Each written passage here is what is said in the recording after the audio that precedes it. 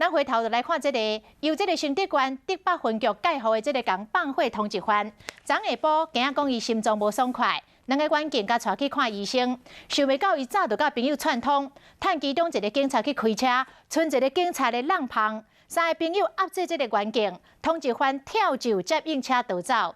警方随着出动900的警力，全力来追捕这4个共犯，甲3台作案的车辆。总算伫下晡，甲人隆重装倒来。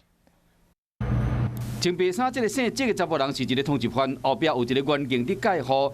伫等警察车这段时间，有一个共党查甫人打进前去开讲，另外一个朋友佫有驶红色车嘛挖过来。虽然这个远警都和这个查甫人控制条例，和这个通缉犯趁这个机会赶紧坐车逃走。这个过程才几秒钟尔。这个姓郑的查甫人2018年犯放火案，互人通缉，这个月7、8，互人抓到了。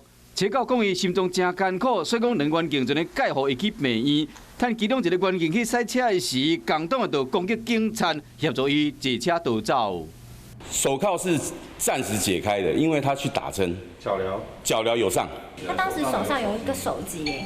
那如果这样的话，可能就跟我们的作业规范事实上是有不符合。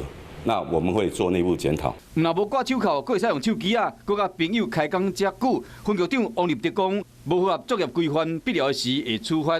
另外嘛，派出几百名员警，针对4名共犯甲3台作案的车辆展开追捕。下晡1点，警方伫基隆抓到这个姓郑的通缉犯，另外3名帮助伊脱逃的共犯，嘛拢总落网。德北分局人员目前已经将人抓转去门口境。